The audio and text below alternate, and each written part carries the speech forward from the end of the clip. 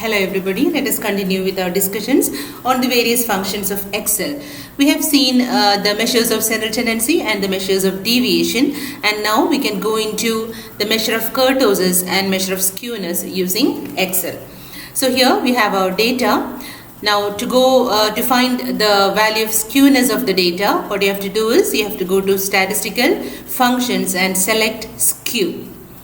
The name of the function that helps us to find skewness of data is skew. Actually, in the later versions, there are two functions, skew and skew-p. But for these data, I think both gives the same value. So I prefer that you take the function skew. So select skew, select your data, and press enter or press OK. So this is the value of skewness of the data values provided by us to the computer. I am actually copying it from here because I preferred it to be somewhere here. So I have copied, not actually copied, I have cut the value from the previous position and pasted it over here. So this is the value of skewness.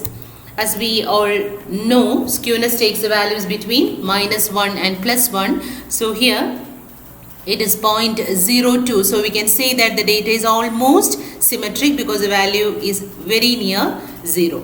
Now going to kurtosis, the function used to find the value of kurtosis is kurt. So select the cell where you want the answer, go to more functions, statistical, and then kurt, K-U-R-T. So here it is.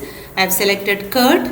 I am giving the data values and I am pressing enter. So we have the kurtosis as -1.34. The value of kurtosis ranges from -3 to 3. So -1.3 means it is almost platykurtic.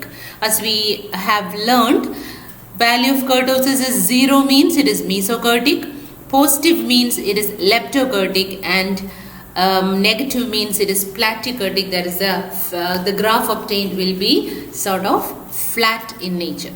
So these are the various functions associated with descriptive statistics. Now the next section that we would be going into is correlation, regression, and fitting of curves. So as you might be remembering, correlation, regression, everything is based on bivariate data. That is, we'll be having two sets of data. One we denote by x values and the other by y values. And we will be talking about the relation between these two values. Correlation is defined as the degree of linear relationship between x and y.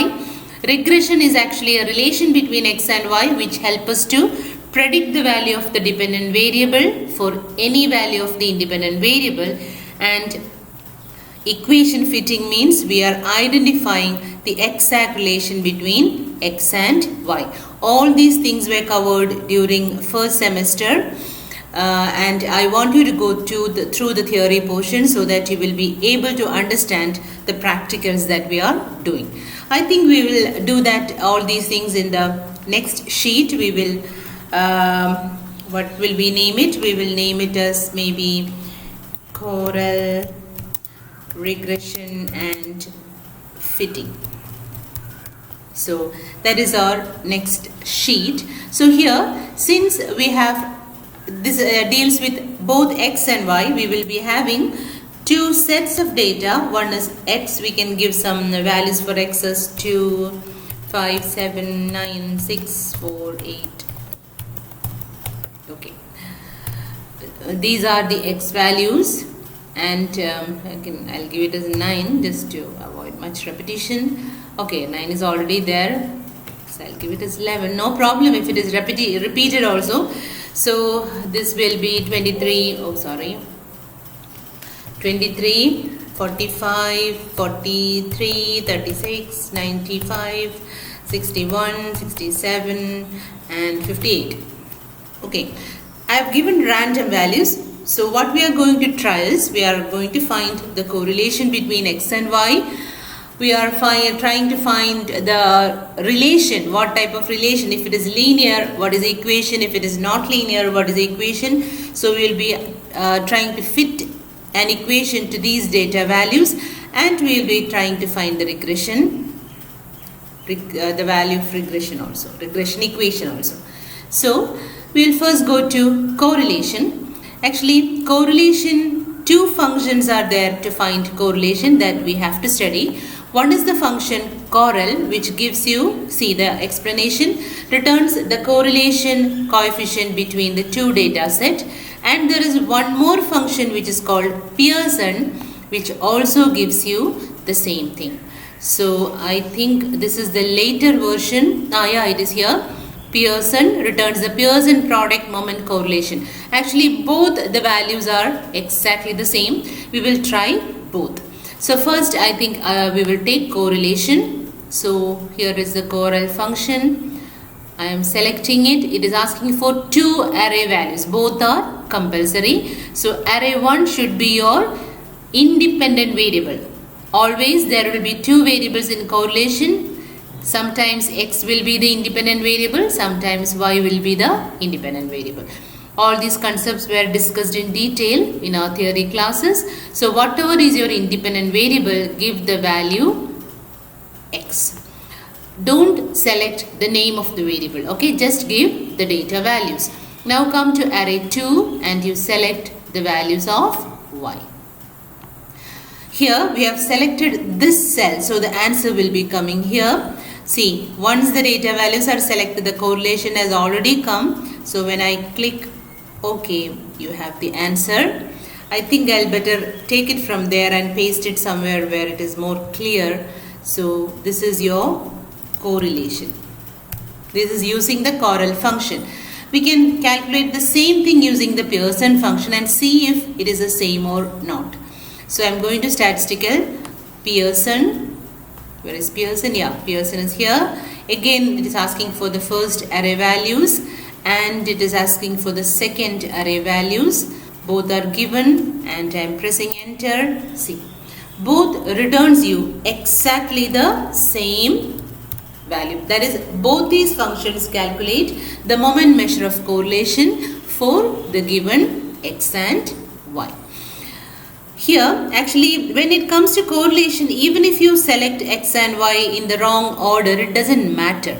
Because correlation does not depend upon whether one is independent or the other is dependent. Why I am telling you that now itself is, that part is important when it comes to regression or line fitting or equation fitting. So it's always better that you identify which variable is the independent variable and consider it as the first one and the dependent variable as the second. In correlation, even if you change the order, it doesn't matter because correlation between x and y is equal to correlation between y and x. So we'll just go into the regression part.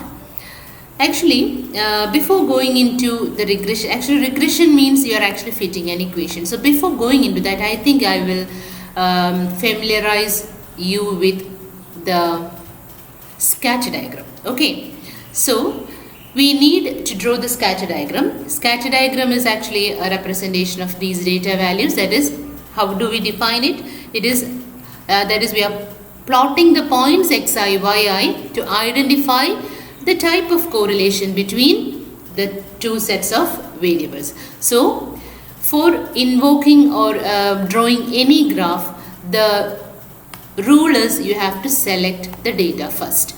There is a difference between graph and functions. In functions, mostly we call the function and then select the data. But for graphs, you have to select the data first and then call the function. The software to do whatever you want it to do for you. So here, when you draw graphs, always take care to select the name of the variables also. So we have selected the data and now we are going into scatter diagram. Just click on that. It is asking you what you want. For us, we need only the simple scatter diagram. So that is it. So see here, the scatter diagram is for y, that is the xy values are plotted. Don't worry, you can rename it as scatter diagram. So this gives you an idea of the correlation. Here correlation is very low, that is why it seems to be scattered all over the place. But if you look at it carefully, you can find a small positive slant here because there is a slight positive correlation between the values. So time is up guys. We'll see the remaining in the next video. Thank you.